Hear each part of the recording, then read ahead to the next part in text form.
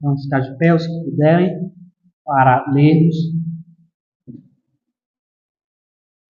a palavra de Deus que se encontra em 2 Timóteo, capítulo de número 3, versos de número 16 e 17.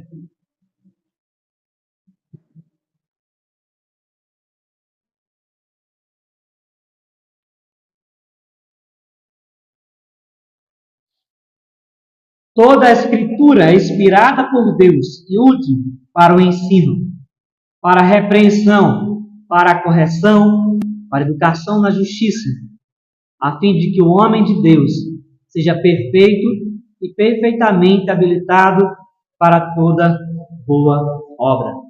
Seca-se a erva e cai a sua flor. Amém.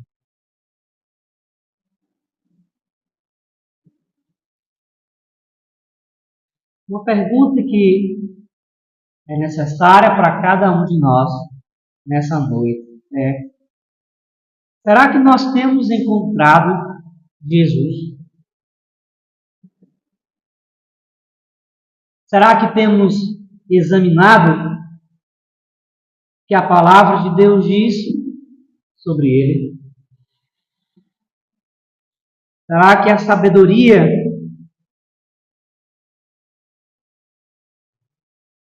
cujo caminho nos direciona a tomarmos atitudes é a que vem da palavra inspirada de Deus, ou é a que vem dos conselhos ou da multidão dos conselhos dos homens? Quando você se encontra em aflição ou em apuros,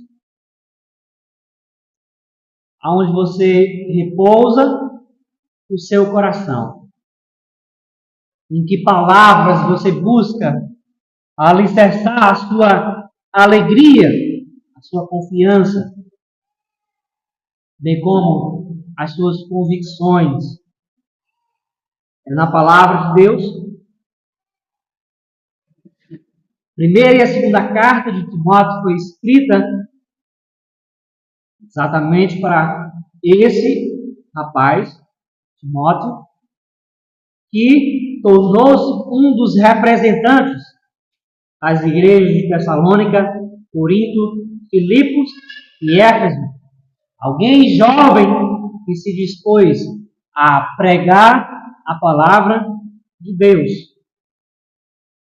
O apóstolo Paulo, sempre nestas cartas,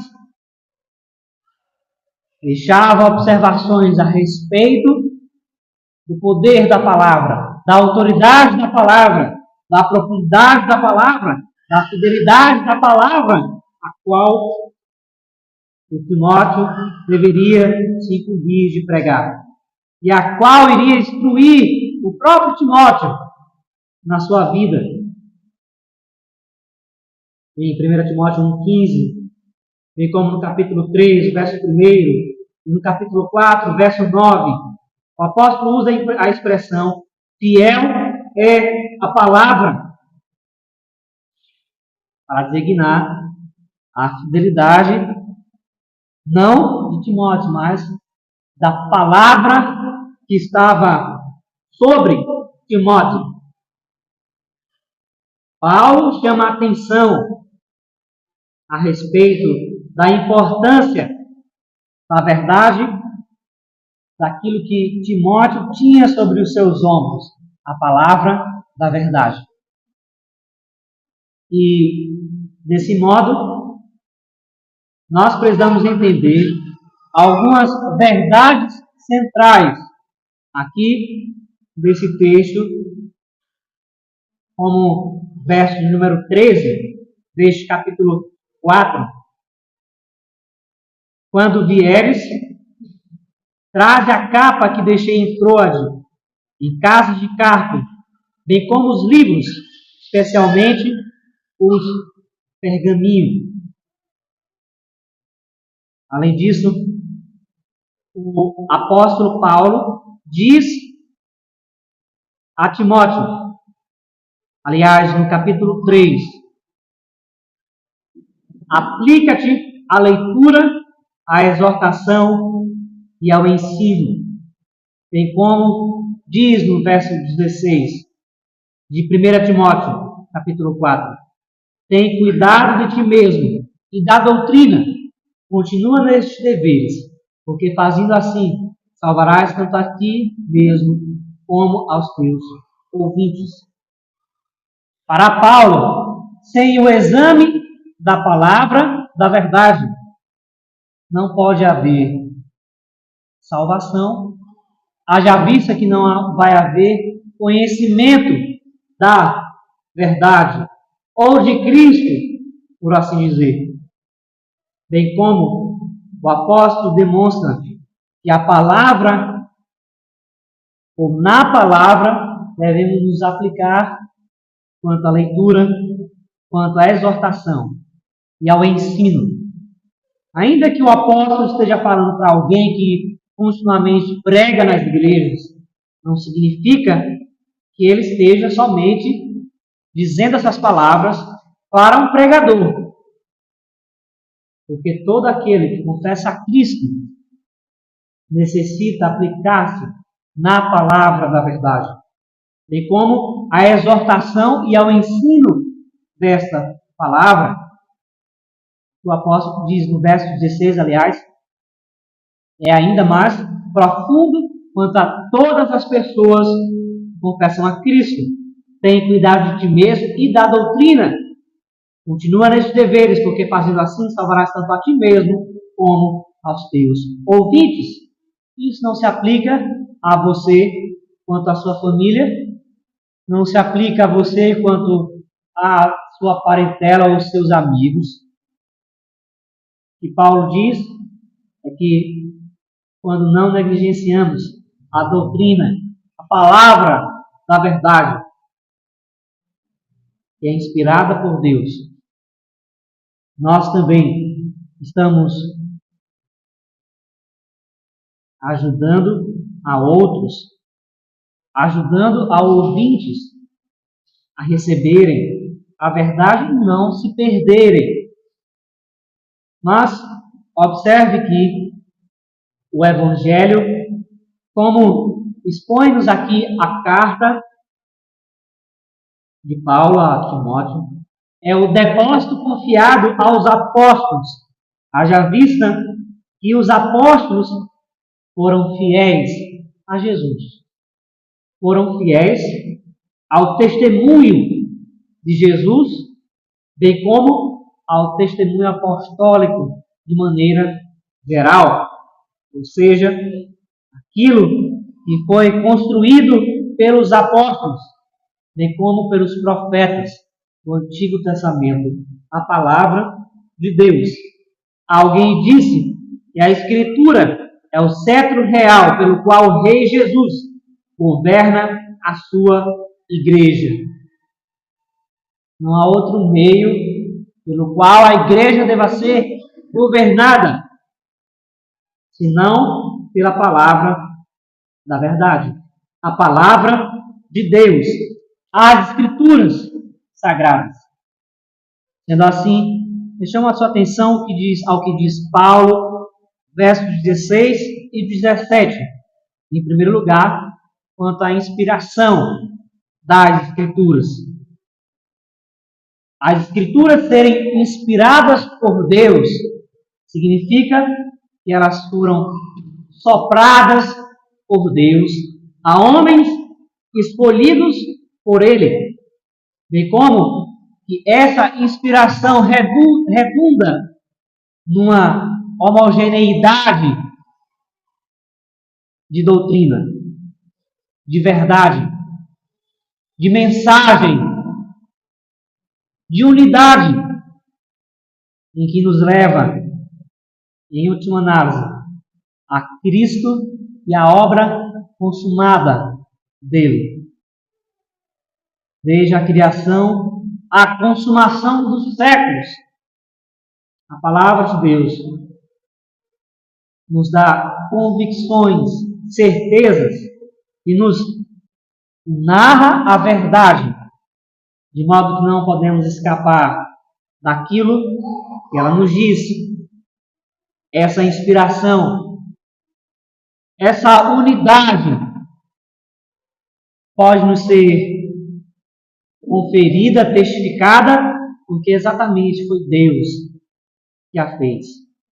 O apóstolo diz que não é somente uma parte dela que Deus tem domínio, que Deus a inspira, mas toda a Escritura. Não há uma parte que não tenha relação com o caráter de Deus. Não há nada neste livro em que Deus não faça parte, ou em que Ele não tenha algo a nos ensinar mediante ao que Ele fez aos pais, aos profetas, aos reis, aos apóstolos e em Cristo Jesus. Será que você consegue examinar as Escrituras e ficar da mesma forma com que você se achega a ela? Ou você é confrontado, ou você sente, enxerga que Deus está falando com você? A inspiração das Escrituras é tão real como o ar que nós respiramos. Haja vista, quando ela fala, nós sabemos que é Deus quem está falando. Nós sabemos que é o caráter de Deus que está sendo revelado a nós. O apóstolo também diz, ou fala a respeito da utilidade das Escrituras. Verso 16, na parte B, ele diz que a Escritura é útil para o ensino, para a repreensão, para a correção e para a educação na justiça. Em 1 Timóteo 5, 17, ele diz: devem ser considerados merecedores, dobrados honorários, os presbíteros que presidem bem, com especialidade, os que se afadigam na palavra e no ensino. Ou seja, aquilo que Deus nos deu deve ser ensinado. A palavra de Deus é inspirada por Ele e é útil para o ensino. Algo que não é útil não serve para ser ensinado. Você não vai ensinar o que é inútil ao seu filho. Você não vai ensinar o que é inútil a alguém que você ama. A palavra de Deus deve ser ensinada porque ela é útil, ela é eficaz, ela faz diferença quando ensinada. E o seu ensino se reverbera nisso tudo que o apóstolo menciona aqui de forma prática na vida de um homem, na repreensão, ou seja, aquele que usa as Escrituras para repreendê-la ou para repreender alguém, deve fazê-lo no espírito que as Escrituras diz para fazer, em verdade e em amor. Em 2 Timóteo 4, 2, o apóstolo disse a ele: Timóteo, prega a palavra, insta, quer seja oportuno, quer não, corrige, repreende, exorta com toda a longanimidade e doutrina. Nada fora da palavra, tudo dentro dela. A repreensão humana não pode ser equivalente à repreensão segundo as Escrituras. Você pode repreender os seus filhos, mas você também pode não somente repreendê-los, mas dar a eles o porquê você está repreendendo, ensinando que aquela repreensão tem uma finalidade. Provérbios 6, 23, o rei Salomão disse: porque o mandamento é lâmpada e a instrução luz, e as repreensões e a disciplina são o caminho da vida. Se as pessoas acreditassem que todas as vezes que fossem repreendidas biblicamente, isso é para o seu bem espiritual, certamente não nos encontraríamos na maneira em que estamos neste mundo. É bem verdade que as repreensões podem ser mal executadas quando se desvia ou quando não se caminha em cima do que a palavra de Deus diz, deve ser em relação a esta repreensão. Mas o apóstolo também diz que ela é útil para a correção. Se a repreensão enfatiza o aspecto negativo da fala, quer seja do pastor, quer seja do presbítero, quer seja do diácono, ou de qualquer irmão que ame o seu próximo, a correção enfatiza o lado positivo, que normalmente não enxergamos na obra dos fariseus e saduceus da época de Jesus. Somente a repreensão se fazia presente e a correção, enfatizando o lado positivo, não era executada. Mas o pecador, de maneira geral, não deve ser somente advertido a abandonar o mau caminho, mas também a trilhar o bom, verdadeiro caminho. A Escritura é inspirada por Deus, útil para o ensino, para a repreensão e para a correção. O apóstolo está designando um caminho que nos leva a passos nos quais nós podemos ter resultados que talvez não tivéssemos se não dessemos a verdadeira atenção ao que a palavra de Deus diz. Se ela nos repreende, é para o nosso bem. E se ela nos corrige, é para o nosso bem, haja vista que a correção é o lado positivo dessa utilidade das Escrituras. Mas também a educação na justiça. Cada cristão, de maneira particular, necessita ser disciplinado, de modo que avance quanto ao seu conhecimento de Deus, quanto à sua fidelidade a Deus, bem como quanto à sua submissão àquilo que Deus diz em sua palavra.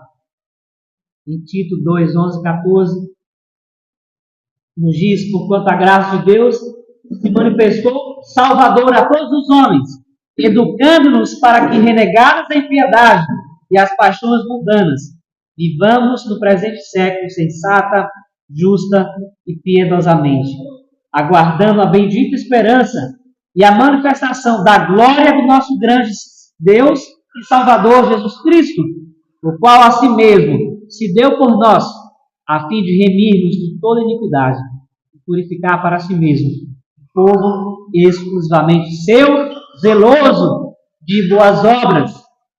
Certo que o apóstolo diz que a palavra da verdade nos educa, renegadas a impiedade e as paixões mundanas. Educar alguém não é uma tarefa fácil. Talvez você esteja passando por isso quanto a educar o seu filho.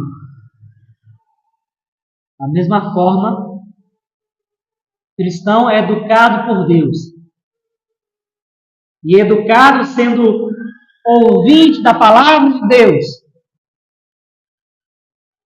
enxergando os seus acertos, enxergando os seus erros, tomando conta daquilo que deve repetir, daquilo que deve abandonar, assim como alguém o faz quando é educado, quando alguém é ensinado. A respeito da palavra de Deus não é diferente. Deus nos educa na justiça, na verdade, através da sua revelação. Se você quer saber como ser justo, não só para com Deus, mas para com os outros, se você quer saber aquilo que Deus condena e aquilo que Deus aprova, é na sua palavra que você encontrará a resposta.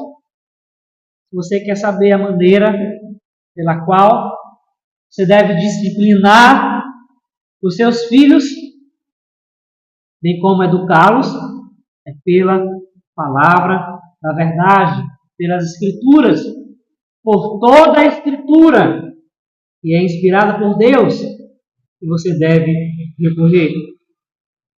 Mas, em terceiro lugar, a finalidade da Escritura inspirada por Deus.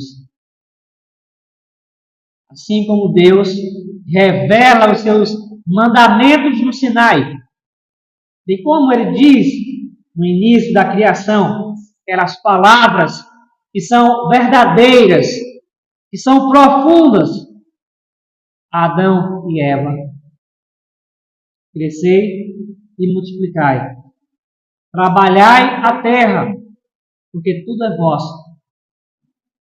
Deus dá tudo ao homem que criou. E dar-lhes uma ordem também, a fim de que seja obedecida. Daí podemos já identificar a finalidade das ordenanças de Deus, a sua própria glória, a edificação na justiça, como ele diz aqui em Timóteo, a edificação na justiça, no caso de Adão e Eva, pelo trabalho, pelo exercício de tudo aquilo que eles foram incumbidos de realizar, mas o negligenciando, recorreram à dúvida, ao pecado, aquilo que Deus havia condenado. Quando Deus envia os mandamentos no Sinai, foi para que os homens pudessem também serem educados na justiça, se tornassem perfeitos diante de Deus, pelo exercício daquilo que agrada a Deus, daquilo mesmo que Deus ordena para que seja executado. Ou seja, a finalidade das Escrituras inspiradas é tornar o homem de Deus equipado por Deus, equipado de Deus. Deus dispõe a sua palavra para que o homem tome mais dele para si, tenha mais de Deus em si mesmo.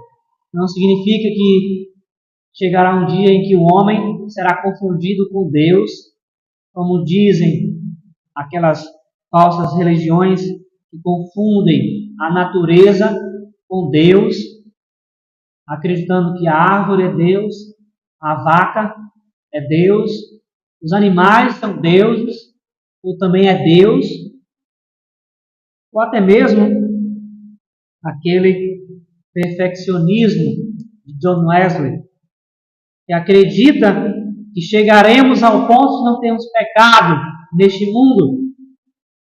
Mas o que Paulo nos diz é que a Escritura inspirada por Deus nos torna equipados e habilitados para agradar a Deus em tudo o que Deus ordena. Em 1 Timóteo 6,11 diz Paulo: tu, porém, ó homem de Deus, foge destas coisas. Antes, segue a justiça, a piedade, a fé, o amor, a constância e a mansidão. A palavra de Deus nos dispõe de elementos suficientes para que nos equipemos daquilo que é necessário para o agradar neste mundo. Ainda, quando ele diz perfeitamente habilitado, toda boa obra,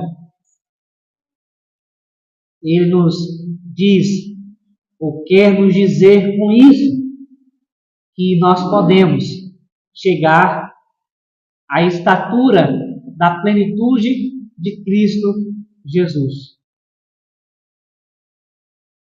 E nós podemos transbordar do amor de Cristo como Ele transbordou, da justiça de Cristo como Ele transbordou, da alegria pela salvação dos pecadores como Ele também o fez.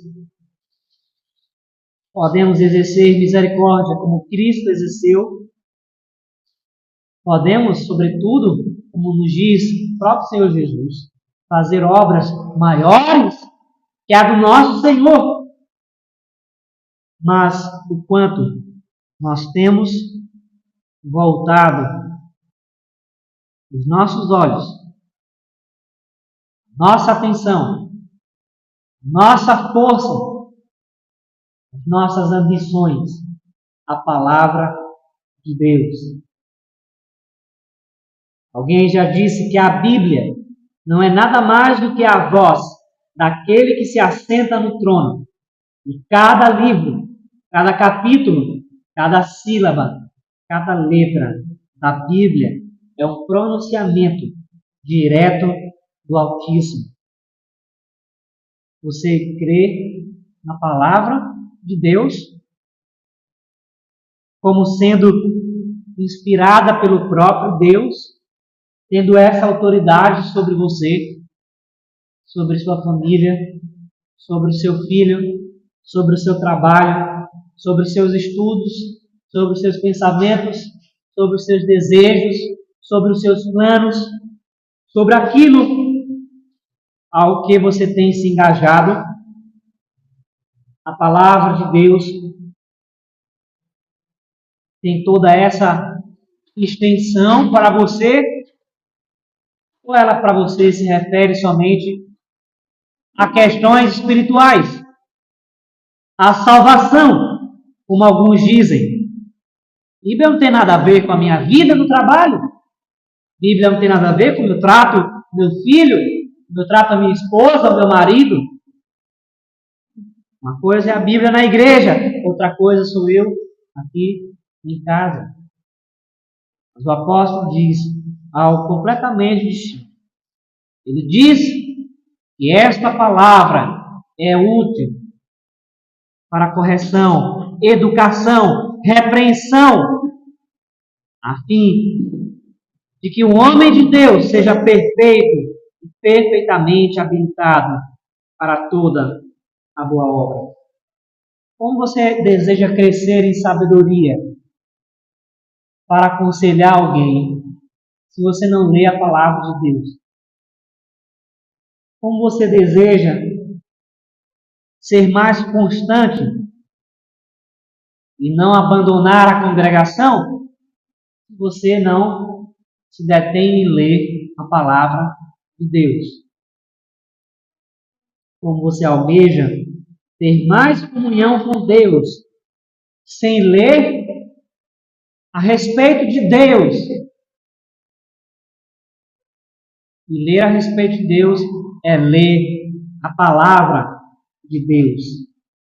Joel Bick certa vez disse: não espere crescer em santidade se você passar pouco tempo a sós com Deus e não leva a sério a sua palavra. Palavra de Deus, como diz o escritor da carta aos Hebreus, é como uma espada de 2 gumes. E ela penetra a ponto de discernir desejos do coração do homem, bem como os seus pensamentos. Se você ler, meditar na palavra de Deus, você pode ter a convicção que todas as coisas que você pensa, que são boas, são corretas, e você almeja realizar, serão contra-atacadas por aquilo que Deus diz em sua palavra, ou serão afirmadas, caso aquilo que você queira esteja de conformidade com a palavra de Deus. Irmãos e irmãs,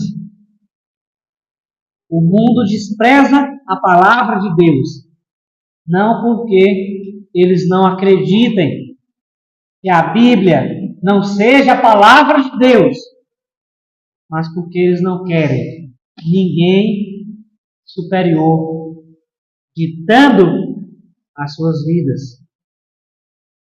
Deus é soberano. Se a sua palavra foi revelada a nós, ela é soberana sobre nós. Você confia nessa verdade? Você acredita nela? Você se submete a ela? Por sua fronte, vamos orar. Ó Senhor, Tu és tão puro de olhos que não podes contemplar o mal. Diante de Ti, profetas, homens que Tu escolhestes, caíram aos Teus pés, reconheceram os seus pecados, enxergaram as suas malignidades, mas nós, muitas vezes, negamos a realidade do nosso coração. Te clamamos nessa noite, dá-nos um coração que se incline à Tua palavra, a palavra da verdade, aquela que pode nos corrigir, que pode nos repreender, que pode nos edificar, que pode nos educar e nos levar a experimentar a Tua boa e perfeita vontade. Te rogamos que não permitas que o nosso coração se ensoberbeça, mas que voltemos à Tua palavra e voltemos à Tua lei para tomarmos as nossas decisões, para caminharmos neste mundo, para fazermos tudo o que nos compete aqui, não negligenciando a Ti, não negligenciando a Tua palavra, mas a amando e aguardando no coração para não pecarmos contra Ti. Te bendizemos e Te rogamos, em nome de Jesus. Amém.